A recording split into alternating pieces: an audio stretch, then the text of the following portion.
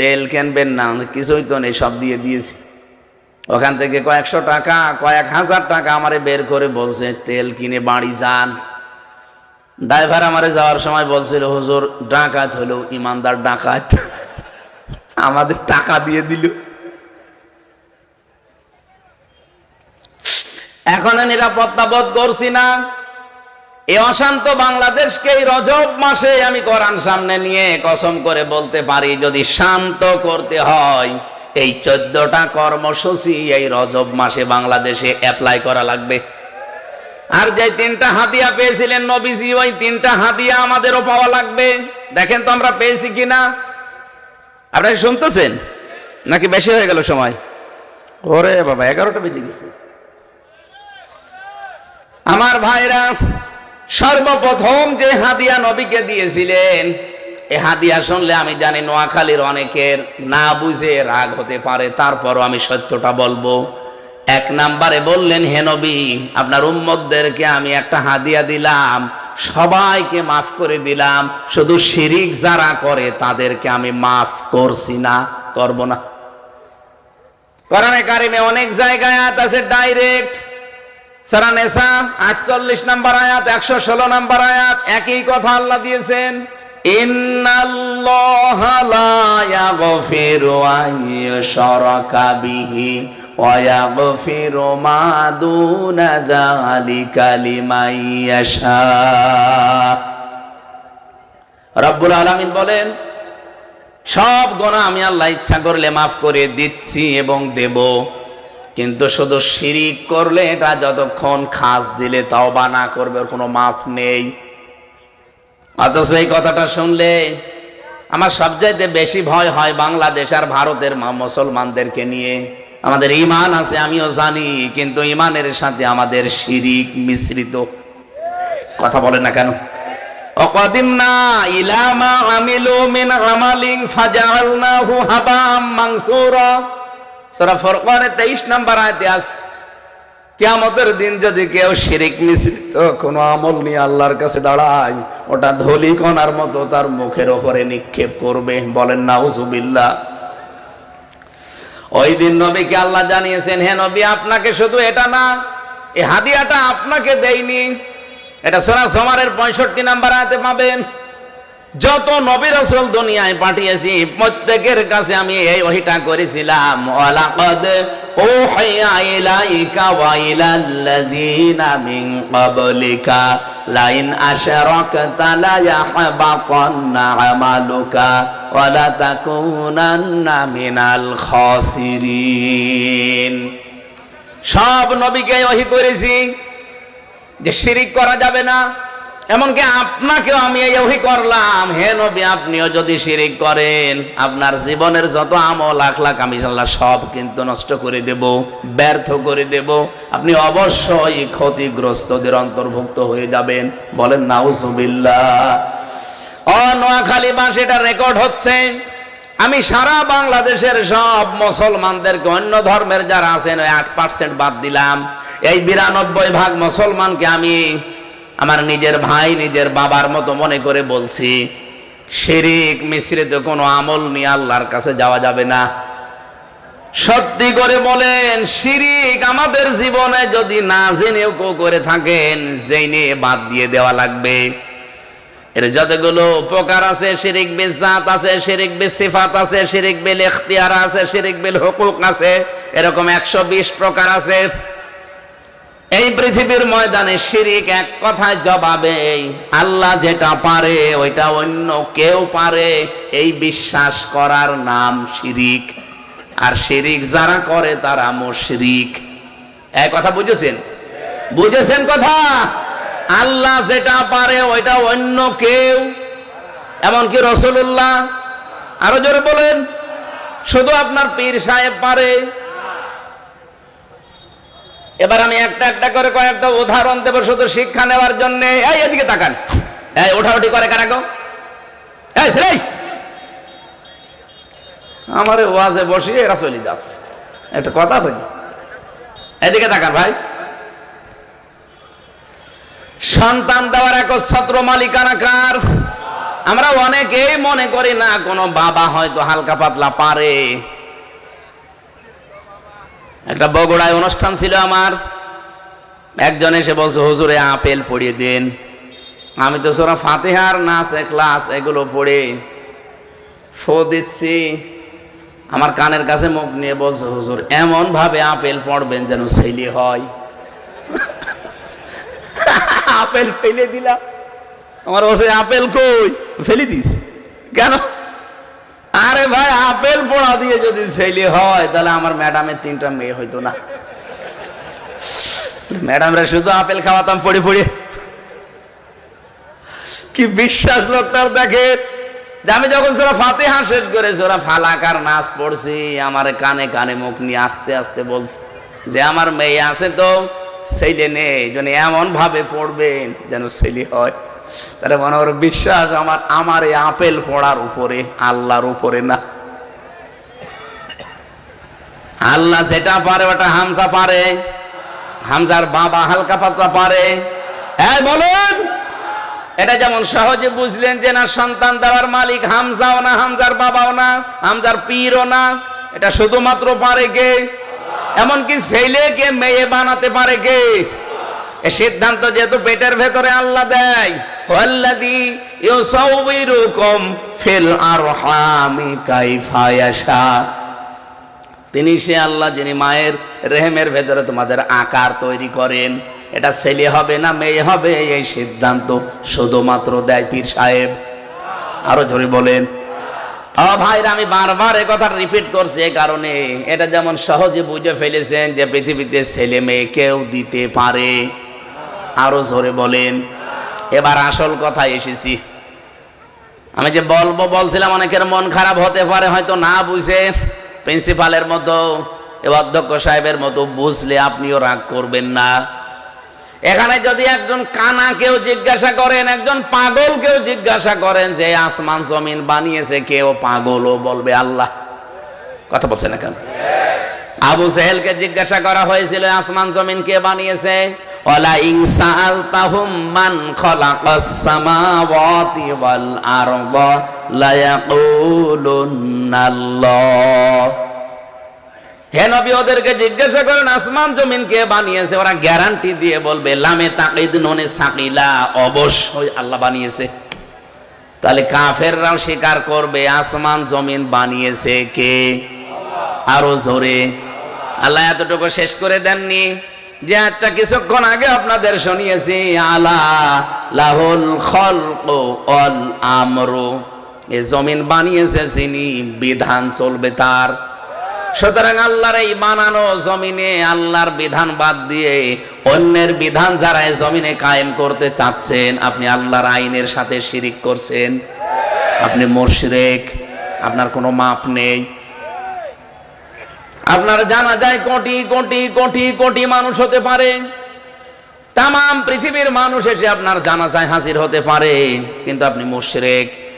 এ জমিন যার, তার আইন বাদ দিয়ে অন্যের আইন যারা এখানে কায়েম করতে চান, আপনি আল্লাহর আইনের সাথে শিরিক করছেন। শিরিক করলে মানুষ যেহেতু মুশরিক হয়ে যায়। আর হাদিয়া যে 3টা দিয়েছেন তার প্রথম হাদিয়া, নবী আপনি উম্মতদেরকে বলবেন আমি কিন্তু মুশরিকদেরকে মাফ করব। এত বড় বাংলা কথা বলার পরেও যদি কারো রাগ হয়, ওই আফসারির মতো কুকুরে পোশাক করেছে বিবেকের উপরে। এতে বাংলা বলার আমার আর কায়দা নেই। বলেন তো স্যার, এর সাথে কি বলবো আর? এত বড় সহজ ভাষায় বলছে যে আল্লাহর আইনের বাইরে অন্য কোন আইন আপনি কায়েম করতে চাবেন, আপনি মুশরিক। কারণ আপনি আল্লাহর আইনের সাথে শিরিক করছেন। আল্লাহ যেটা পারে ওটা অন্য কেউ পারে না। কারণ আইন তৈরি করতে পৃথিবীর কাউকে আল্লাহ অনুমতি দেয়নি। ইয়াকুলুনা হাল্লানা মিনাল আমরি মিন শাইইন কুল ইন্নাল আমরা কুল্লাহু লিল্লাহ। সূরা আলে ইমরান 4 নম্বর পারা 9 নম্বর পৃষ্ঠা 3 নম্বর লাইনের, এটা 54 নম্বর আয়াতের মাঝের অংশে আছে। যান এবার দেখে বাড়ি যেয়ে মিলান, আপনি কি আসলে মুসলমান আছেন না মুশরিক হয়ে মরছেন? আপনি এবার ভেবে চিন্তে দেখেন। এরকম উদাহরণ আমি 120টা দিতে পারতাম, 2টা বললাম। আল্লাহ যেটা পারে ওইটা অন্য কেউ পারে, এই বিশ্বাস করলে সে শিরিক করে, আর শিরিক করলে মানুষ মুশরিক হয়ে যায়। খুব ভালোবাসি নোয়াখালীর মানুষদেরকে, ফিরে আসেন। আপনি হয়তো না বুঝে এই কাজগুলো করছেন, এরপরও যদি ফিরে আসতে না চান, আমি তো আর দারোগা পুলিশ না যে পিটিয়ে হেদায়েত করব। 2 নম্বরে নবীজিকে আল্লাহ দিয়েছিলেন হাদিয়া 50 ওয়াক্ত নামাজ। কত? বিশ্ব নবী 50 ওয়াক্ত নামাজ পেয়ে খুব খুশি। উনি আসছিলেন বারবার, মুসা নবীর সাথে ষষ্ঠ আসমানে দেখা হয় আর ফিরিয়ে দেয়। 9 বার ফেরত দিয়েছে। 5 নং 45 ওয়াক্ত নামাজ শেষ, আর 5 ওয়াক্ত আছে। ডাক দিয়ে বললেন, হে নবী, আপনার চাইতে আমার অভিজ্ঞতা বেশি আছে, কারণ আমি দুনিয়ার জীবন পার করে এসেছি। আপনি আবার ফেরত যান, দেখেন আরো 2-1 ওয়াক্ত কমানো যায় কিনা। বিশ্ব নবী বলেন, না, আল্লাহ দিতে চায় আর আপনি বারবার আমারে পাঠান, আমার লজ্জা করছে। রব্বুল আলামিন নবীকে জানিয়েছেন, মা ইউবাদদালুল কওলু লাদাইয়া ওয়া মা আনা বিযাল্লামিল লিল আবিদ। সূরা কফের 29 নম্বর আয়াতে আছে, 26 নম্বর পারা 18 নম্বর পৃষ্ঠা 9 নম্বর লাইনে আছে, হে নবী, আমি যেটা সিদ্ধান্ত নিয়ে ফেলেছি তোর আগে, তার এই দোয়া কবুল হয়নি। জবাব দিলেন না? আল্লাহ তাকে মাফ করে এমন রাজ ক্ষমতা দিয়েছিলেন, কিয়ামত পর্যন্ত ওরকম ক্ষমতা আল্লাহর কাউকে দেবে না। জিন পর্যন্ত তার অনুগত ছিল। পাখির ভাষা তিনি বুঝতেন, পিপিলিকার ভাষা পর্যন্ত তিনি বুঝতেন, বাতাস পর্যন্ত তার কথা শুনত।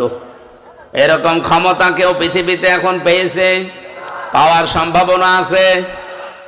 এবার আমার প্রশ্ন, এদিকে তাকান। কোন দিকে তাকিয়ে আছেন আপনি? এদিকে তাকান। সুলাইমান নবী সহ যত নবীর দোয়া কোরআন থেকে আমি পড়েছি, বুঝেছি।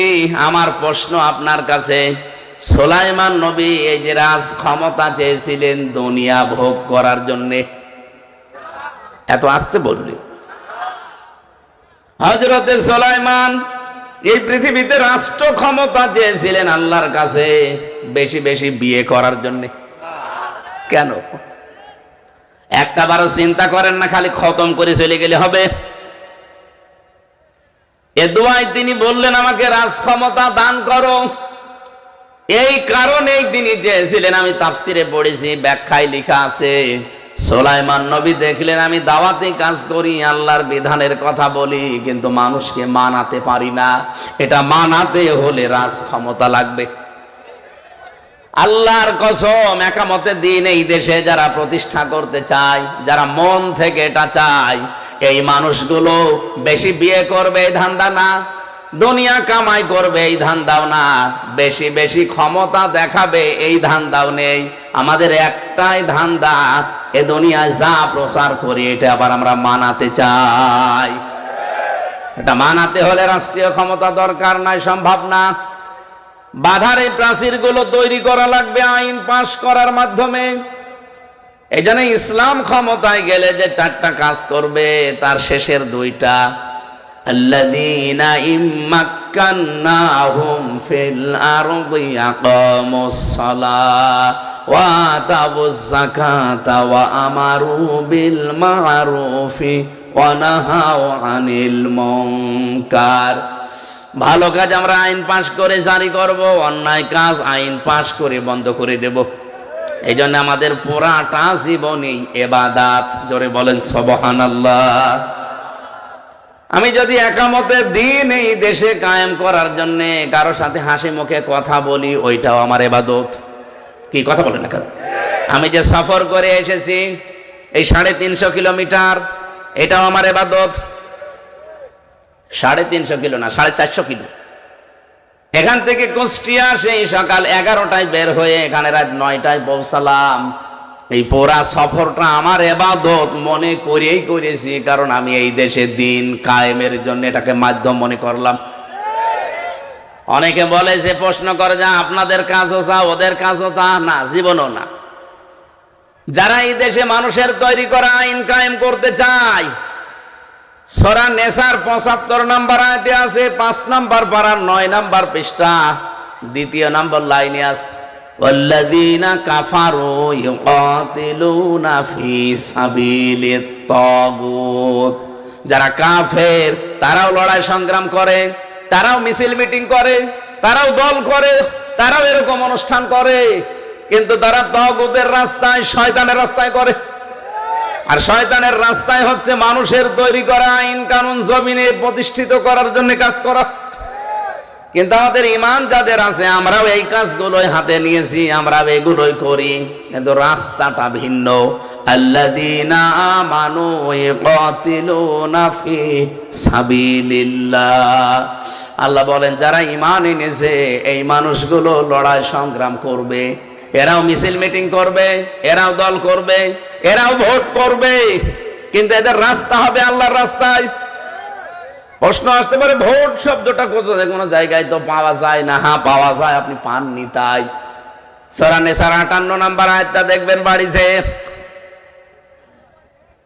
5 নম্বর পারার 6 নম্বর পৃষ্ঠা 5 নম্বর লাইনে আছে, ইন্নাল্লাহা ইয়া'মুরুকুম আন তুআদ্দুল আমানাতি ইলা আহলিহা, অবশ্যই আমি আল্লাহ তোমাদের সবাইকে নির্দেশ দিলাম, আমাকে শুধু একা দেয়নি, ইয়া'মুরুকুম, কম মানে তোমরা সবাই, তোমাদের সবাইকে আল্লাহর নির্দেশ, আন তুআদ্দুল আমানাতি ইলা আহলিহা, তোমাদের যাবতীয় আমানতকে তার প্রাপকের কাছে পৌঁছিয়ে দিবা।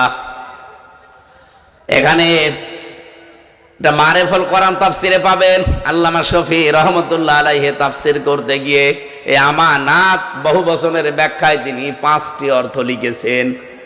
এখানে আমানত মানে আপনার কাছে যেটা রেখে গেছে এইটা ফেরত দেওয়া, সে টাকা হোক, পয়সা হোক, কোন সম্পদ হোক, এমনকি আপনি রায় দেন, ভোট দেন, সাক্ষী দেন, এইটাও আমানত। এমনকি আপনার কাছে যে কথা বললাম যে এটা বাইরে বলবেন না, এইটাও আমানত। তাহলে ভোট যদি আমানত না হয়, ওখানে বয়কার ট বাংলায় লেখা আছে, আপনি তাফসিরটা নিয়ে আসেন। এ কথা শুনলে অনেকে বলে হ্যাঁ গণতন্ত্র। আরে ভাই, এই দেশে ইসলাম এখন কায়েম করার জন্য যতগুলো পদ্ধতি আছে, এই পদ্ধতি ছাড়া কোনোটা এখন অ্যাপ্লাই করা সম্ভব না। আফগানিস্তানের মতো আমাদের দেশে কত পাহাড় আছে, আপনি লুকিয়ে থাকবেন কোথায়? তাদের 40 বছর রাশিয়া আমেরিকা মিলে বম্বিং করে কিছুই করতে পারেনি। আমাদের তো 40 বছর লাগবে না, 40 সেকেন্ডে তামা বানিয়ে ফেলবে। আবেগ নিয়ে চললেই হবে পাগলদের মতো, বাস্তবতা বোঝেন। বাংলাদেশ জামাত ইসলামী খুলনা থেকে কৃষ্ণ নন্দী নামে এক ভদ্রলোক হিন্দু, তাকে নমিনেশন দিয়েছে। এর জন্য তোলপাড় চলছে সারা দেশে। অনেক নামধারী মুসলমান যারা পেশাব করে পানি নেয় না, তারা পর্যন্ত ফতোয়াবাজি করছে, হ্যাঁ ইসলাম কায়েম করতে চায়, আর হিন্দুরে নমিনেশন দিয়েছে। বাস্তবতা বোঝেন আপনি? দাদা বাবুরা এতদিন বিশ্বের মডলদেরকে এই দেশ নিয়ে দেখাতো যে মুসলমানদের হাতে হিন্দুরা নিরাপদ না, এদেরকে কোনো অধিকার দেওয়া হয় না। এখন দেখেন ওদের একজনকে নমিনেশন দিয়ে ওদের মুখ সব তালাবদ্ধ হয়ে গেছে। এখন আর বিশ্বের মডলদের কাছে মত না, কি আন্দাজে মিথ্যা কথা বলো? ওরা তো নিজেরা হিন্দুদেরকে নমিনেশন দিয়ে সামনে নিয়ে এসেছে। সবচাইতে বড় বিষয়, এদেশে 92% আমরা মুসলমান, 8% অন্যান্য ধর্মের লোকরা আছে, তার ভেতরে 6.5% প্রায় হিন্দু। তারা যে বিশাল জনগোষ্ঠী এই দেশে বাস করে, তাদের একজন প্রতিনিধি লাগবে না সংসদে, একজন কথা বলার লোক লাগবে না? খুলনার দাকব থেকে যে লোকটাকে দিল, ওই জায়গায় 100 জনের প্রায় 52%-এরও উপরে হিন্দু। সেখানে মুসলমান দিলে জীবনে পাশও করবে না, কারণ জাতি ভাইয়ের একটা টান থাকে না। এই লোকটা তাদের ধর্মীয় কথাবার্তা গুলো, তাদের ধর্ম সম্পর্কে সংসদে যদি নাই বলে তাদের অধিকারের, তো ওখানে তার আমি ওইভাবে বলতে পারবো না, কারণ 12 মাসে 13 পূজা, 33 কোটি দেবতা, ও ছাতা তো আমি নামও জানি না, আমি বলবো কি করে? 33 কোটি দেবতা আপনি নাম জানেন? জীবনে তো আপনাকে বলতে বললে পারবে? এই জন্যে বাস্তবতা নিয়ে কাজ করা লাগবে। যারা এই ভোট শব্দটা শোনার পরে উল্টাপাল্টা মন্তব্য করেন, আমি তার কারণে কমিয়েছি। আমি তো 50 অক্টই দিয়েছিলাম, আপনাকে আমি খুশির সংবাদ দিলাম, এই 5 ওয়াক্ত নামাজও যদি আপনার উম্মতেরা সময় মতো এবং হক আদায় করে পড়তে পারে, 50 ওয়াক্ত নামাজের সওয়াব আমি দিয়ে দেব। হ্যাঁ, সুবহানাল্লাহ, আন্দাজে পড়েন না। এখানে কথা আছে, 2টা শর্ত দিলেন আল্লাহ। 1 নম্বরে যদি সময় মতো, 2 নম্বরে হক আদায় করে। এখানে নামাজের ভেতরে সময় মেনটেন করা লাগবে। যখন তখন নামাজ পড়লে আপনার নামাজ হবে না। ইন্নাস সালাতা কানাত আলাল মুমিনিনা কিতাবাম মাওকুতা, অবশ্যই নামাজ আমি নির্ধারিত সময় মুমিনদের উপরে লিখে দিয়েছি। 2 নম্বরের শর্ত কি? হক আদায় করে নামাজ পড়বে আপনার উম্মত যদি, তাহলে 50 ওয়াক্ত নামাজের সওয়াব হবে। হক আদায় করার অর্থ 3টা। 1 নম্বরে নামাজে যেটা পড়বেন ওটা যেন শুদ্ধ হয়। এখানে হাজারো মুসলমান, আমরা নোয়াখালীর কথা বাদ দিলাম, এটা আমাদের কুষ্টিয়া, মেহেরপুর, চুয়াডাঙ্গায় আমি জানি বহু মানুষ নামাজ পড়ে, নামাজের তেলাওয়াত কিন্তু আয়াতগুলো শুদ্ধ না। কুমিল্লা, নোয়াখালী এগুলোর ব্যাপার আলাদা, এগুলো কোরআনের চর্চা একটু বেশি হয়। আলহামদুলিল্লাহ, আল্লাহ আপনাদের কবুল করেন। 2 নম্বরে শুদ্ধ করে পড়লেই হবে না, এটাকে আপনি যতটুকু পড়েন অতটুকু বোঝা লাগবে, তাহলে হক আদায় হবে আপনার। এখানে 100 জনের আমার মনে হয় এই জায়গায় ফেল হয়ে যাবে প্রায় 95 জন। যা পড়ে নামাজে ওই পরিমাণে মানুষ বোঝে। আরো জোরে বলেন না। আল্লাযীনা হুম আন সালাতিহিম সাহুন, যে মানুষগুলো নামাজ পড়ার পরও ধ্বংস হয়ে যাবে, তারা যারা সাহুন, যারা নামাজ সম্পর্কে উদাসীন। এই সাহুনের ব্যাখ্যায় ফি জিলালিল কোরআন লিখেছেন এই 3টা বিষয়। 1 নম্বরে নামাজ পড়বেন যা, ওইটা যেন শুদ্ধ হয়। 2 নম্বরে নামাজের ভেতরে যা পড়বেন ওটা যেন আপনি বাস্তবে বুঝে দুনিয়ায় আমল করতে পারেন। 3 নম্বরে নামাজ আপনি যেখানে পড়বেন, যার পেছনে পড়বেন, ওই লোকটা যেন আপনার চাইতে অন্তত কিছু না কিছু ভালো হয়। এই হাদিস তো আজকে আমি আসার সময় পড়ছিলাম, তিরমিজি শরীফের হাদিস। এখানে আমরা স্টেজে মনে করেন 20 জন মানুষ আছে, এখন নামাজের সময় হয়ে গেছে। নামাজ আপনি কাকে সামনে দেবেন ইমামতি করার জন্য? এখানে সব জায়গায় যিনি বয়স্ক আছে এবং নামাজের ব্যাপারে যার মাসলা মাসাইল বেশি জানা আছে, এমনকি যার ভেতরে আল্লাহর তাকওয়া ভয় বেশি, সুন্নাতের পাবন্দি বেশি, সর্বোপরি যার বউ সুন্দরী। আপনি হাসতেছেন কোন কারণে? আমি কি বানালাম স্যার? বউ সুন্দরী হওয়া লাগবে, যার সবচাইতে বেশি বউ সুন্দর, তারে আপনি দেবেন 4 নাম্বার শর্ত এটা। প্রশ্ন আসতে পারে আমাদের সবার, এখানে বয়স সমান সমান ঠিক আছে, তাহলে কি করা যাবে? তাহলে নামাজের ব্যাপারে এলেম আছে কার বেশি? সবারই সমান। 3 নাম্বারে এখানে আল্লাহর ভয় মানে সুন্নাতের পাবন্দি এখানে সবচাইতে বেশি করে কে? সবাই সমান। 4 নাম্বারে আপনি দেখবেন এখানে 20 জনের বউ সুন্দরী কার? নবীজি আন্দাজে কথা বলেননি, অবশ্যই এখানে কোনো হিকমত আছে। আমি ব্যাখ্যায় পড়ছিলাম যে বউ সুন্দরী কথা কেন বললেন, কারণ যে লোকটার বউ সুন্দরী হয় তার মন এদিকে ওদিকে ঝোঁকার সম্ভাবনা কম থাকে। আমাদের একটু সমস্যা আছে, আমাদের বউ সুন্দরী হোক আর যাই হোক ঝোঁকা লাগবে। নবীজি বলেন আমার কাছে 3টা জিনিস প্রিয়, খুব ভালো লাগে। একটা সুগন্ধি, আর একটা নামাজ, আর একটা ইমরাতি, আমার স্ত্রী। আমাদের কাছেও নামাজ ভালো লাগে অনেকের, সুগন্ধিও ভালো লাগে, ইমরাতি আমাদের স্ত্রীও ভালো লাগে, কিন্তু নিজেরটা বাদ দিয়ে অন্যেরটা। কথা বলে না কেন? এই জন্য তো পরকীয়া প্রেম করে। নাকি নোয়াখালী এসব নেই? এই নোয়াখালী সেই জেলা না যেখানে 4 সন্তানের মাও? হ্যাঁ, ও থানাটা মনে হয় কি সুবর্ণচর না কোন থানা যেন। আমি একটা অনুষ্ঠান নিয়েছিলাম, ওখানে যেই গোষ্ঠীর লোকজন ওই কাজ করেছে তারা বলছে ওই হুজুর আসলে ওই হুজুরের খবর আছে। আমি কি মিথ্যা বলেছিলাম? কাজ করবেন উল্টা পাল্টা, আবার বলাও যাবে না। এই জন্যই তো ইসলামকে ক্ষমতায় নেওয়া দরকার। কত হাফ প্যান্ট পরা মানুষকে বাইরের দেশে আমি দেখেছি। থাইল্যান্ডে গিয়েছিলাম, কই সেখানে তো কেউ উল্টা পাল্টা নজরেও তাকাচ্ছে না। অনেকে বলে হুজুর জিনিস দেখলে মাথা ঠিক থাকে না। মাথাও ঠিক থাকবে, আপনিও ঠিক থাকবেন যদি আইন থাকে। এবার যদি ইসলাম, আল্লাহর কসম, যদি ইসলাম এবারে দেশে কায়েম হয়ে যায়, আপনি জেনা করার চিন্তা ভাবনা দূরের কথা, স্বপ্ন দোষ বন্ধ হয়ে যাবে। নোয়াখালী হয়তো বন্ধ হবে না, কারণ এরা সাগরের মাছ খায় তো।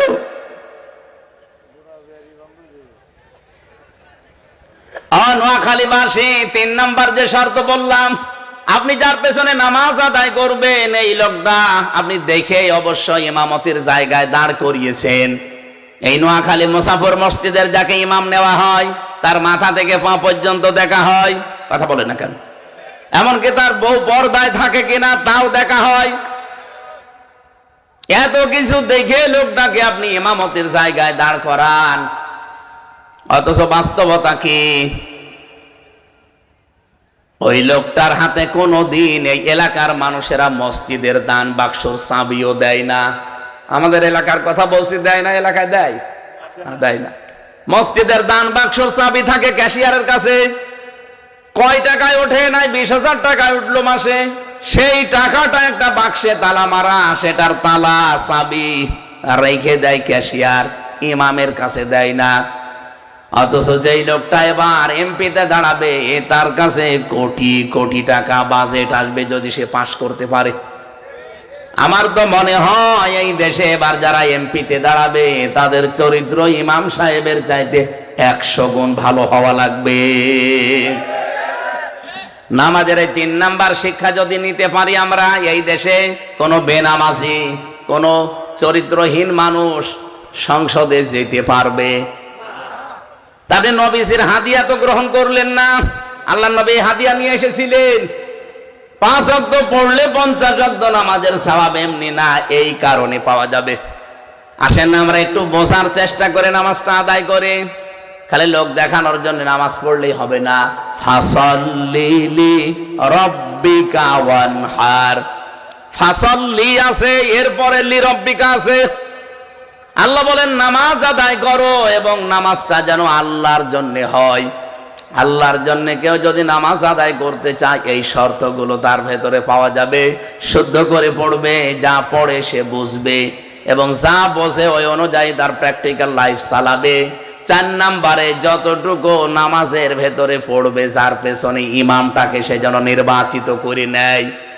আমাদের দেশে আমরা ইমাম নির্বাচিত করি ঠিক, কিন্তু শুধু নামাজের ইমাম, পরিবারের ইমাম লাগে, সমাজের ইমাম লাগে, রাষ্ট্রের ইমাম লাগে।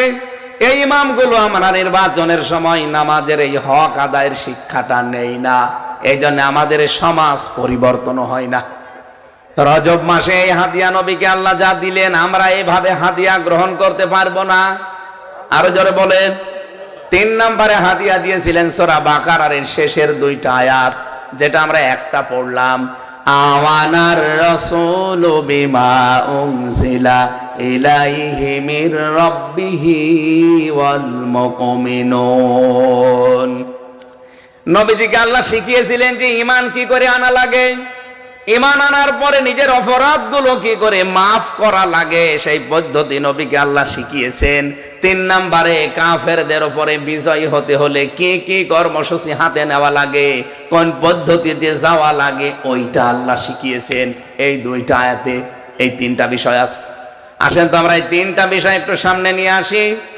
ঈমান, যেহেতু তুমিনুনা বিল্লাহ বলেছিলাম, যে যারা ঈমান আনবে আল্লাহর প্রতি, রাসূলুল্লাহকে আল্লাহ ডাক দিয়ে বললেন আমানার রাসূল, ঈমান এনেছে রাসূল।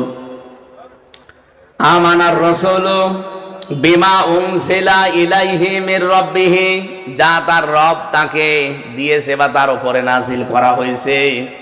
অল মুমিনুন, এবং পৃথিবীতে যারা মুমিন বলে দাবি করে তারাও ঈমান এইটার উপরে আনবে। আমরা যদি ইমানদার হতে চাই, আমাদের রবের পক্ষ থেকে যেটা আমাদের উপরে নাজিল হয়েছে তার নাম কি বলেন তো? আরো জোরে বলেন। এটার উপরে ঈমান আনা লাগবে। প্রশ্ন আসতে পারে, ঈমান তোমার আছে না? এই আয়াতের জবাব দিয়েছেন আমার আল্লাহ সূরা নিসা 61 নম্বর আয়াতে, ওয়াইদা কিলা লাহুম তাআলাউ ইলা মা আনজালাল্লাহু ওয়া ইলার রাসূলি রাআইতাল মুনাফিকিনা ইয়াসুদ্দুনা আনকা সুদুদা। নবী আপনি যখন ওদেরকে বলবেন যে আসো আল্লাহর বিধানের দিকে, আল্লাহ যা নাজিল করেছে রাসূলের আদর্শের দিকে, আপনি দেখবেন বহু মানুষ আছে আস্তে করে আপনার কাছ থেকে পেছন ফিরে কেটে পড়ছে। ওই যে কেটে পড়ছে, দেখলেন আরেকটা কত বাস্তব যে কেটেছে, এই যে আরেকটা চলে যাচ্ছে। এগুলো টাটকা নির্ভেজাল মুনাফিক। যান এবার যান, যান এবার যান, আপনার পোশাক লাগুক আর কি লাগুক, যান এবার আল্লাহর বিধান এই জমিনে কায়েম করি আসো রাসূলের আদর্শ দিয়ে। তখন দেখবেন আস্তে করে মানুষ কিছু চলে যায়। হ্যাঁ, তারা বলে কোরআন আল্লাহ নাজিল করেছে, এটা আমরা বিশ্বাস করি। আলাম তারা ইলাল্লাযীনা ইয়াজউমুনা আন্নাহুম আমানু উনজিলা ইলাইহি মির রাব্বিহি। আলাম তারা ইলাল্লাযীনা ইয়াজউমুনা আন্নাহুম আমানু বিমা উনজিলা ইলাইহি।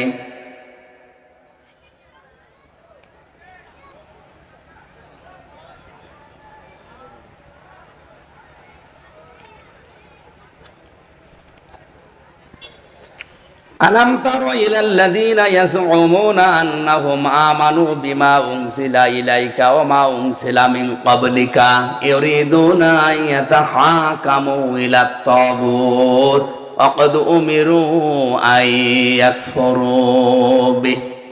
সূরা নিসার 60 নম্বর আয়াতে আল্লাহ মনে হচ্ছে এভাবে দেখিয়ে দিচ্ছে আঙ্গুল দিয়ে। আলাম তারা, তারা শব্দের শাব্দিক অর্থ চোখ দিয়ে দেখা, আর নাজারা মানে গবেষণা করে দেখা।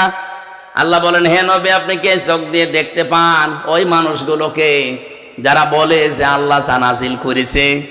হে নবী আপনার উপরে আপনার পূর্বে সব আমরা বিশ্বাস করি, আমরা বিশ্বাস করি, এ কথা বলার মতো মানুষ দেশে নেই। এই কথা বলেন না কেন? আপনি নিজের সাথে মিলান তো আয়াতটা। ইউরিদুনা আইয়াতাহাকামু ইলাত তাগুত, কিন্তু যখন তারা বিচার ফায়সালা চায়, এ জমিন কিভাবে চলবে, বিচার আচার কিভাবে চলবে, তখন হে নবী আপনি দেখবেন ওরা দৌড়িয়ে তাগুতের দিকে ছুটতেছে। তার মানে মানুষের তৈরি করা নিয়ম নীতির দিকে দৌড়িয়ে যাচ্ছে। আয়াতটা পড়লেই আমার মনে হয় বাংলাদেশের মানুষকে দেখে দেখে আল্লাহ এই মাত্র আরেকবার নাজিল করলো ওয়াকাদ উমিরু আন ইয়াকফুরু বিহি। অথচ তার নিষেধ করা হয়েছে যে তাগুতের অনুসরণ করা যাবে না। ওয়ায়ুরিদু শাইতান, শয়তান চায় আন ইউদিল্লাহুম দালালাম বাঈদা, তাদেরকে বিভ্রান্তির একেবারে নিম্ন গহ্বর পর্যন্ত পৌঁছিয়ে দিতে। নোয়াখালীবাসী কোরআনের আয়াতগুলো পড়লে যেহেতু মানুষের হেদায়েত পাওয়ার সম্ভাবনা বেশি, এজন্য কোরআনের আয়াত দিয়ে আপনাদেরকে এই কথাগুলো শোনালাম। মুসলমান আমরা দাবি করছি, আমিও জানি, ঈমান আমাদেরও আছে, আল্লাহ যা নাজিল করেছে এটা আমিও মানি, আপনিও বিশ্বাস করেন। কিন্তু যখন বলা হয় যে নাজিলকৃত বিধান দিয়ে আসেন আমাদের পরিবার, সমাজ, রাষ্ট্র, আদালত এগুলো চালায়, তখন নবী আপনি দেখতে পাবেন কিছু মানুষ আপনার আল্লাহর বিধান বাদ দিয়ে মানুষের তৈরি করা বিধানের দিকে দৌড়াচ্ছে। এতে যে নামেই দৌড়াক, ওটা কাফের, ওটা মুনাফিক। ওটা কি? এদেশে আবার মুনাফিক আছে কিনা আপনি বলেন? কিভাবে ঈমান আনবেন আল্লাহ সে পদ্ধতি নবীর মাধ্যমে ওই দিন শিখিয়েছেন আমাদেরকে। কুল্লুন আমানা বিল্লাহি ওয়া মালাইকাতিহি ওয়া কুতুবিহি ওয়া রুসুলি। তারা সবাই ঈমান এনেছে আল্লাহর প্রতি, ফেরেশতাদের প্রতি, কিতাবের প্রতি, রাসূলদের প্রতি।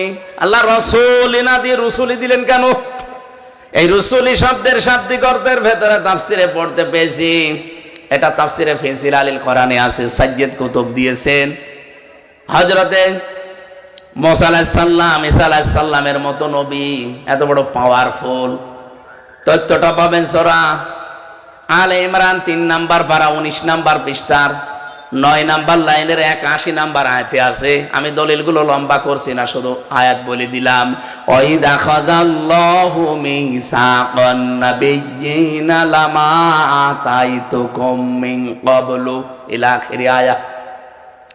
আয়াতের মাঝে একটা শব্দ আছে, সেই শব্দের ব্যাখ্যা করার জন্য আমি পড়লাম ক্বালু আকরারনা, তারা সবাই বলেছে আমরা স্বীকার করলাম শেষ নবী যে একজন আসবে তার পরিচয় তিনি আল্লাহ কোরআনে কারিমের ভেতরে, ইনজিলের ভেতরে, তাওরাতের ভেতরে, জাব্বুরের ভেতরে দিয়েছিলেন। ওনারা সবাই স্বীকার করেছে। নবীকে আল্লাহ এটা শোনাচ্ছেন। ওয়াইদ আখাযাল্লাহ, স্মরণ করেন ওই সময়ের কথা। আল্লাহ যখন অঙ্গীকার নিয়েছিলেন এই নবীদের থেকে আপনার সম্পর্কে, হে নবী, ওরা সবাই স্বীকার করেছে যে হ্যাঁ আপনি শেষ নবী, আপনি শ্রেষ্ঠ নবী। এমনকি মুসা নবী, ঈসা নবী দুনিয়ায় যদি এখন আসে, আর কেউ যদি আল্লাহর নবী মুহাম্মদুর রাসূলুল্লাহর আদর্শ বাদ দিয়ে মুসা নবীর আদর্শ, ঈসা নবীর আদর্শ গ্রহণ করে চলে, এই আয়াতের ব্যাখ্যায় পড়েছি নবীজি বলেন ওই লোকটা জাহান্নামী। এত আসতে বলেন কোন কারণে? কি বুঝলেন এখান থেকে? কিছু বুঝে হ্যাঁ বললেন। আল্লাহর নবী বলছেন এখন যদি মুসা নবী দুনিয়ায় আসে, ঈসা নবীও আসে, যদিও ঈসা নবী আসবে কিন্তু উম্মত হয়ে। এত বড় পাওয়ারফুল যারা আল্লাহর সাথে কথা বলতো সরাসরি, হযরতে মুসা কালিমুল্লাহ বলা হয়, ঈসা রূহুল্লাহ বলা হয়, তারা আসলে যদি তাদের আদর্শ কেউ মেনে নিয়ে আল্লাহর নবীকে বাদ দিয়ে দেয়, সে লোকটা যদি জাহান্নামে যায়। আজ বাংলাদেশে আল্লাহর নবী মুহাম্মদুর রাসূলুল্লাহর আদর্শ বাদ দিয়ে কেউ যদি বাবার আদর্শ, কেউ যদি স্বামীর আদর্শ গ্রহণ করে, নিশ্চিত সে জাহান্নামী। নিয়ে আসবেন কোন হুজুর? নিয়ে আসবেন, নিয়ে আসেন, যান। প্রিন্সিপাল তো বসে আছে, আরো কোন হুজুর নিয়ে আসবেন? নিয়ে আসেন তো। এত বড় বাংলা সাক্কা কথা বলার পরে কেউ যদি রাগ করে, এ রাগটা কোরআনের উপরে করেন, আমার উপরে না। এত বড় মুসা নবী, ঈসা নবী আসার পরে যদি পৃথিবীতে এখন বিশ্ব নবীর আদর্শ বাদ দিয়ে কেউ মুসা নবীর দিকে দৌড়ালে সে জাহান্নামে যায়, ঈসা নবীর দিকে দৌড়ালে কেউ জাহান্নামে যায়। আপনি বলেন এই পৃথিবীর ময়দানে এখন নবী মুহাম্মদুর রাসূলুল্লাহ বাদ দিয়ে কোন আদর্শ আছে? আশা করছি আপনি বুঝেছেন কি বলতে চায় এবং কি শুনেছেন। এরপরেও যদি আপনার বিবেকটা কাজে না লাগে, আমার আর কিছু করার নেই। আমার শুধু দায়িত্ব ছিল পৌঁছিয়ে দেওয়া। ইন্নামা আলাইকাল বালাগ ওয়া আলাইনাল হিসাব। পৌঁছিয়ে দেওয়ার দায়িত্ব আমার, হিসাব নেওয়ার দায়িত্ব কার? আপনার উপরে ছেড়ে দিলাম। পৃথিবীতে একজন মানুষ আল্লাহর কাছে ভালো হয়, উত্তম হয় কখন? যখন তার দ্বারা মানুষের উপকার হয়। কুনতুম খায়রা উম্মাতিন উখরিজাত লিন-নাস। তোমরা শ্রেষ্ঠ। তোমাদের শ্রেষ্ঠত্বের কারণ কি? তোমাদেরকে মানুষের কল্যাণের জন্য আমি আল্লাহ বের করেছি। এই সমস্ত মানুষের দ্বারা যে হাজারো মানুষের কর্মসংস্থান তৈরি হয়, এরা আল্লাহর কাছে শ্রেষ্ঠ মানুষ, উত্তম মানুষ। তা'মুরুনা বিল মারুফ ওয়া তানহাউনা আনিল মুনকার ওয়া তু'মিনুনা বিল্লাহ। ভালো কাজে আদেশ করবা, অন্যায় কাজে বাধা দিবা, আর আল্লাহর প্রতি ভরসা করবা। এই আয়াতের পূর্ণাঙ্গ আমল এখনো পর্যন্ত আমাদের। এই কথা বললে হবে কি? আশ্চর্য, কথা বলেন কেন?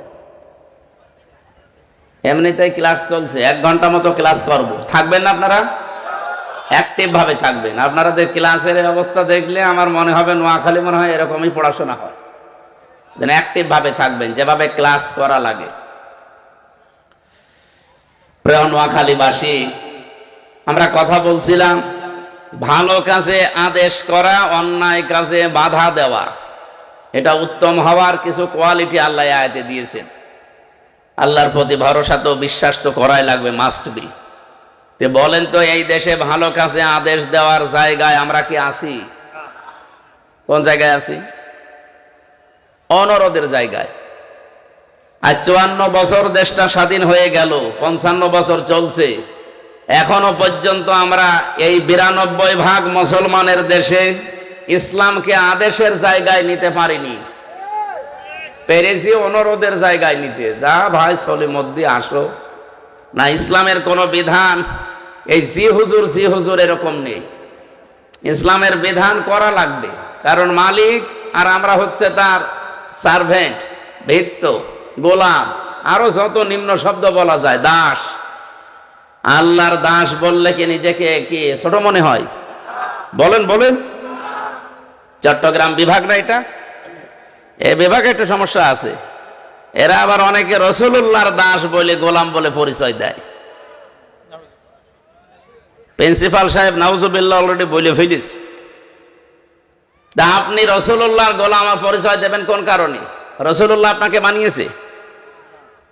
আপনাকে যিনি বানিয়েছে তার গোলাম আপনি। আমরা রাসূলুল্লাহর গোলাম না, আমরা রাসূলের উম্মত। গোলাম কার বলেন তো? আকাশের দিকে হাত তুলে বলেন গোলাম কার? এটা পরিচয় দিতে যদি কারো লজ্জা বোধ করে, ছোট মনে হয়, আপনি চলে যান।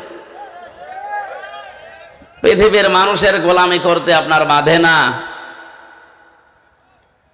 আল্লাহর গোলামের পরিচয় দিতে অনেকের, এই চট্টগ্রাম বিভাগের মানুষের এটা কি ভুল ধারণা নাকি কোনো কিছু এদের কেউ কি আসর করে রেখেছে আমি বুঝি না।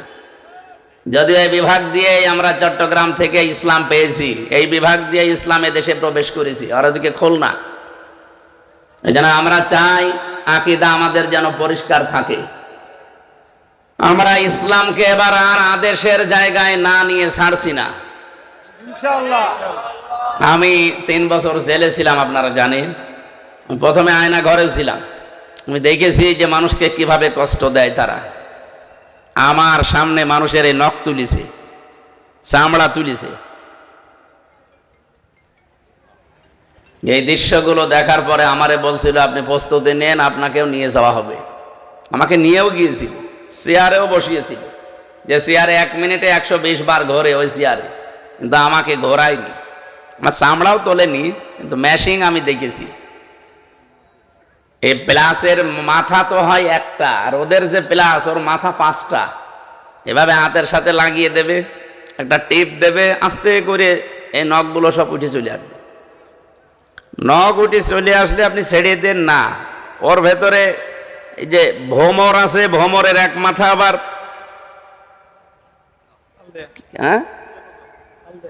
আল আল আল এই আল মতো করা আছে।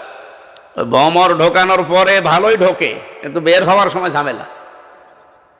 হ্যাঁ, আপনাদের এলাকার ভাষা তো আমি একটু কম বুঝি। নোয়াখালীর একজনকে আমি হজে পেয়েছিলাম, এই কোম্পানিগঞ্জের।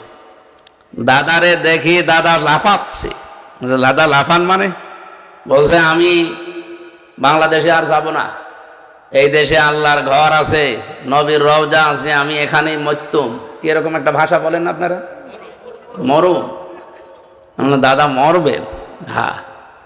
উনি এত কন্দন করেন যে আপনি আর বাংলাদেশে যাবেন না, এখানে মরতে চান, এত ভালো লেগেছে দেশ। হোটেলে নিয়ে গেলাম, যেখানে থাকি হোস্টেলে, খাওয়ালাম, নাস্তা মাস্তা দিয়ে, মুরব্বী মানুষ। শেষে বললাম দাদা ঝড় উঠেছে বাইরে, দেখেন সব চারিদিকে অন্ধকার হয়ে যাচ্ছে, আপনি প্রস্তুতি নেন, কারণ আপনাকে এখন বাইরে পাঠিয়ে দেব, আপনি মরে যাবেন, আপনার দোয়া কবুল হয়ে যাবে। আমারে বলছে মাওলানা এ দোয়া তো আমি এবছরের জন্য করিনি, আগামী বছরের জন্য। নোয়াখালী কোম্পানিগঞ্জের মানুষের নাম শুনলে আমার ওই দাদার কথা মনে হয়। আমি এখানে 18 সালে মনে হয় এসেছিলাম একবার, জেলে যাওয়ার আগে।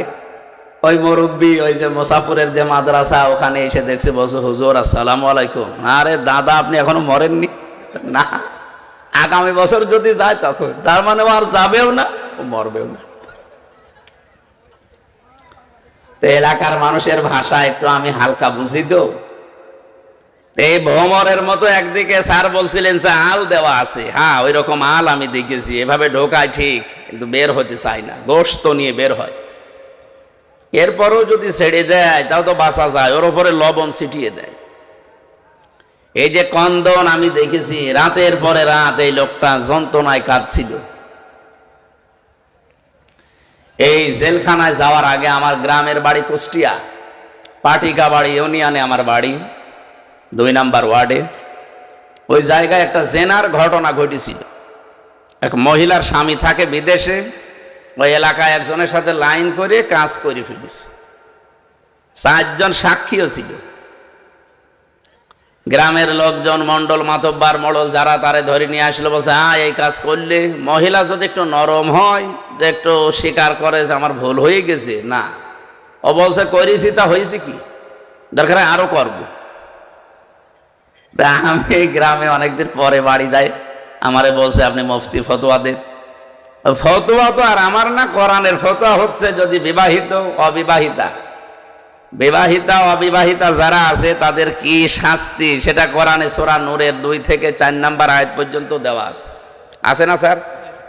এখন আমি খালি আয়াত পড়ে ফতোয়া দিলাম যে যেহেতু স্বীকার করছে, 4 জন সাক্ষী আছে, কিন্তু এই ফতোয়া কার্যকর করা যাবে না। কারণ এই মহিলারে যদি আপনি এই মাটি পর্যন্ত বুক পর্যন্ত মাটির ভেতরে গেড়ি দিয়ে উপর থেকে পাথর মেরে মেরে ফেলেন, ওরে কি বলে জানো? সঙ্গে সার। ওই মহিলারে সঙ্গে সার করার আগে পুলিশ আমারে ধরে সঙ্গে সার করবে, বলবে হুজুর ফতোয়া দিয়েছিলেন ঠিক আছে, আপনি কার্যকর করার কথা বললেন কেন? এই দেশে কি ইসলামের আইন চলে যে আপনি ফতোয়া কার্যকর করতে বললেন? আমি কিছু বলতে পারতাম? বলেন বলেন। 6-7 দিন পরে আমার পুলিশ ধরে নিয়ে গেল একটা মামলা দিয়ে, 3 বছর জেল খেটে বের হলাম। বাড়িতে এসে দেখছি গ্রামের লোক 2 ভাগ। এক ভাগ ওই মহিলার সাথে থাকে, কারণ তার স্বামী আসে অনেক দিন পর পর। আর এক ভাগ আছে তারা নামাজ রোজা করে, আল্লাহ বিল্লাহ করে, ওরা ওই লাইনে নেই। আমি বাড়ি গেলাম, কথা বলবে তো দেখা করবে না, কথাও বলে না, দেখাও করে না, সালাম দিলে জবাব দিতে চায় না। কি গো, গ্রামের দাদা সম্পর্কে চাচা, এলাকার মানুষ এরকম করে কেন? বললাম কি হয়েছে, আমার অপরাধটা কি? জেল খেটেও কি আপনাদের ভালো লাগে না? না, খালি ফতোয়া দিতে পারো, কার্যকর করতে পারো না, তোমার ওয়াজও শুনবো না, কথাও শুনবো না। পাগলকে যদি বলা হয় যে নৌকা নাড়াবে না, ও বলে আমার মনে ছিল না। আপনি তো আমার এই লাইনে আসতে বাধ্য করলেন, আমি তো এই লাইনের লোক ছিলাম না। বলেন, আমি তো রাজনৈতিক ভাবে কোনো দলে অ্যাক্টিভ ছিলাম? আমি অবিখা, ওয়াজের বিনিময়ে খাদ্য, আমি ওয়াজ করে খেতাম। আর আপনারা এই লাইনে এখন রাগ ধরিয়ে নিয়ে আসলেন। এবার বাংলাদেশে শুধু ফতোয়া আমরা দেব না, ফতোয়া কার্যকর করে দেখাবো ইনশাআল্লাহ।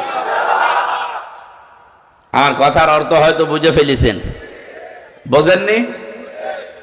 সুতরাং এই দেশে এখন আর ফতোয়ার সামনে আমরা দেব না। 300 জন এমপি নির্বাচিত হবে দেশে, 151 জন যদি এই কোরআন বুকে নিয়ে এবার যেতে পারে, যা ফতোয়া দেওয়া হবে পরের দিন ওটা কার্যকর করা হবে ইনশাআল্লাহ। এই জন্য ইসলামকে আমরা অনুরোধের জায়গায় না আদেশের জায়গায় নিতে চাই। কিন্তু নিয়ামতুল্লাহ নিজামী সহ আমরা যারা আছি এখনো আদেশের জায়গায় ইসলামকে নিতে পারিনি, অনুরোধের জায়গায় আছে। 2 নম্বরে, অন্যায় কাজে নিষেধ করা শুধু না, এখানে অর্থ কয়েকটা আছে। নাহা শব্দের শাব্দিক অর্থ বাধার প্রাচীর তৈরি করা। নোয়াখালী নদী আছে কিনা আমি জানি না, আছে তো মনে হয় অনেক দূরে। হ্যাঁ, এখন এই নদীতে যে স্রোত চলে, আমি যদি প্রিন্সিপাল সাহেবকে নিয়ে যাই বিসমিল্লাহ বলে ফু দেই, স্রোত বন্ধ হয়ে যাবে? কি করা লাগবে? বাঁধ দেওয়া লাগবে, বেড়া দেওয়া লাগবে, প্রতিবন্ধকতা সৃষ্টি করা লাগবে, তাহলে এই পানি বন্ধ হবে। তাহলে অন্যায় দেখার পরে শুধুমাত্র ভাই এটা ছেড়ে দিলে হয় না, না, এটা বাধার প্রাচীর তৈরি করা লাগবে। আর এটা তৈরি করতে হলে রাষ্ট্রীয় ক্ষমতা দরকার। আমি এই কোরআনে 25 জন নবীর দোয়া পেয়েছি। 25 জন নবী দোয়া করেছেন, 24 জন সব একরকম, আর 1 জন নবীর দোয়া ছিল আলাদা। হযরতে আদম আলাইহিস সালাম তিনি ব্যক্তিগত দোয়া করেছিলেন, রব্বানা যালামনা আনফুসানা ওয়া ইল্লাম তাগফির লানা ওয়া তারহামনা লানাকুনান্না মিনাল খাসিরিন। এই যারা ওঠে এরা কারা? এই ছেলে, এইভাবে ক্লাস করলে তো শেষ করে দেব। ওঠা যাবে না ভাই, ঘন্টা খানেক সময় চেয়ে নিলাম না, খুব জরুরি না হলে যাবেন না। বাকি 24 জন নবীর দোয়ায় কোরআনে আছে, ডাইরেক্ট ইনডাইরেক্ট সবার সামারাইজ কথা এক। হযরতে দাউদ নবী দোয়া করেছেন সূরা সাদের 26 নম্বর আয়াতে দেখবেন। হযরতে সুলাইমান নবী দোয়া করেছেন সূরা সাদের 35 নম্বর আয়াতে দেখবেন।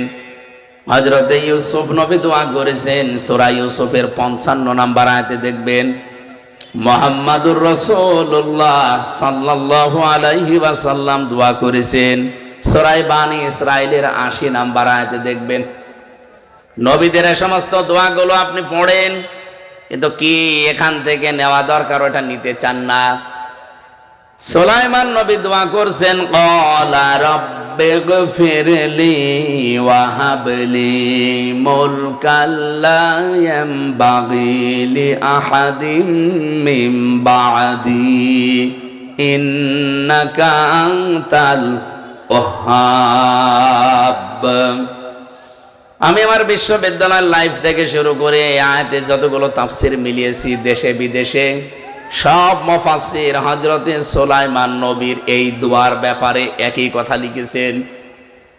নবী সুলাইমান দোয়া করছেন, আমার রব আমাকে মাফ করে দেন, আমাকে এমন একটা রাজ ক্ষমতা দান করেন যে আমার পরে আপনি আর পৃথিবীতে এরকম ক্ষমতা কাউকে দেবেন না, নিশ্চয় আপনিই মহাদাতা। নোয়াখালীবাসী বলেন তো, এই আয়াতের ভেতরে হযরতে সুলাইমান যে দোয়া করেছিলেন আল্লাহর কাছে হাজার হাজার হাজার হাজার বছর, দলিল সহ বললাম। এখন যদি মারেফল কোরআন কেউ বিশ্বাস না করে, এই দোষ আমার না আল্লাহ? আর বলেন, এটা তো আমি তাফসীর থেকে কোট করে বললাম, আমার কোনো দোষ নেই, আমি শুধু অ্যাডভার্টাইজ করেছি। সম্মানিত নোয়াখালীবাসী, আমরা যে কথা বলতে চাচ্ছিলাম, সৎ কাজে আদেশ দেওয়া এখনো পর্যন্ত আমাদের দ্বারা সম্ভব না, অন্যায় কাজে বাধা দেওয়ার মতো পরিবেশ আমরা এখনো বানাতে পারিনি। এবার 14টা জিনিস শিখিয়েছিলেন না, সময় বেশি হয়ে যাচ্ছে, আমারও সকাল থেকে আবার অনুষ্ঠান শুরু, আমি আর থাকতে পারছি না। আমি 5 পৃষ্ঠার আলোচনা করেছি এই বই থেকে, এখনো 115 পৃষ্ঠার ভেতরে আছে। আমার এই বইটা লিখিত নিজের, আমি যা বলি ওইটা আগে লিখি। এই বইটা পারলে নিয়ে যান, কাজে লাগবে। অনেক তথ্য দেওয়া আছে মেরাজ সম্পর্কে, সৃষ্টি জগৎ সম্পর্কে। 5 পৃষ্ঠা মতো আলোচনা করেছি আজকে, এখনো 115 পৃষ্ঠা বাকি আছে। এটা পারলে এখানে স্টেজে আছে, নিয়ে যান, কাজে লাগবে আপনাদের। আল্লাহুম্মা আমিন। রব্বানা আতিনা ফিদ দুনিয়া হাসানা ওয়া ফিল আখিরাতি হাসানা ওয়া কিনা আযাবান্নার। রব্বুল আলামিন, নোয়াখালী জেলার কোম্পানিগঞ্জ মুসাফির মাদ্রাসার দিকে তাকাও। হাজার হাজার বান্দা বান্দি, চাতক পাখির মতো আমরা কোরআনে কারীম শুনছিলাম, বোঝার চেষ্টা করছিলাম, যতটুকুই বুঝেছি আল্লাহ তুমি আমল করার তৌফিক দাও। 2 দিনের অনুষ্ঠানে যদি সওয়াব দয়া করে দিয়ে থাকো, কোটি কোটি গুণে বাড়িয়ে দাও। কিয়ামতে যিনি জান্নাতে নিয়ে যাবে ওই নবীর রওজায় পৌঁছিয়ে দাও। পৃথিবীর মাটির নিচে যারা ঈমান নিয়ে ঘুমিয়ে আছে, আল্লাহ এদেরকে চিরতরে ক্ষমা করে দাও। এ মাহফিলের আয়োজন করেছে যারা, ব্যারিস্টার নুরউদ্দিন ভাই সহ যারা আঞ্জাম দিয়েছে এই ইদ্রিসিয়া মাদ্রাসা কর্তৃপক্ষ, প্রত্যেকটি মানুষদেরকে ওমরের মতো কবুল করে নাও। সম্মানিত সভাপতি হাজারো আলেমের উস্তাদ অধ্যক্ষ মাওলানা ফয়জুল্লাহ, তোমার আলেম বান্দাকে কবুল করো। আমাদের আজকের মেহমান অধ্যক্ষ বেলায়েত হোসেনকে কবুল করে নাও। যত যুবকের আজকের মাহফিলের জন্য শ্রম দিল, যুবকদেরকে হাসান হোসাইনের মতো মঞ্জুর করো। সম্মানিতা মা বোনদেরকে তুমি খাদিজার মতো, আয়েশার মতো বানিয়ে দাও। রব্বুল আলামিন, তোমার বান্দা শিল্পী নিয়ামতুল্লাহ নিজামী, তার সাথে আজকে এসেছি, তোমার ওই যুবক বান্দাকেও কবুল করে নাও। এই নোয়াখালীর মাটির নিচে যারা ঈমান নিয়ে ঘুমিয়ে আছে, এই মানুষগুলোকে মাফ করে দাও। আগামীর এই মাহফিলটা কোরআনের জন্য, প্রচারের জন্য আরো বিশাল আকারে মঞ্জুর করে নাও। চর্ম চোখে দেখতে চাই তোমার কালাম দিয়ে বাংলাদেশটা চলছে, আইলা এটা দেখে মরার তৌফিক দাও। আমরা যেন সত্যি এবার দেখতে পারি 56,000 বর্গ মাইল তোমার কোরআন কায়েম হয়ে গেছে। 12 তারিখে নির্বাচন, 18 তারিখে রোজা। আল্লাহ তাআলা এবারের রমজান যেন আমরা কোরআনে কারিমের রাষ্ট্রে পালন করতে পারি, সেই সুযোগ করে দাও। বারাকাল্লাহু লানা ওয়া লাকুম ফিল কোরআনিল আযীম। জীবনের শেষ কথা যেন বের হয়, লা ইলাহা ইল্লাল্লাহু মুহাম্মাদুর রাসূলুল্লাহ।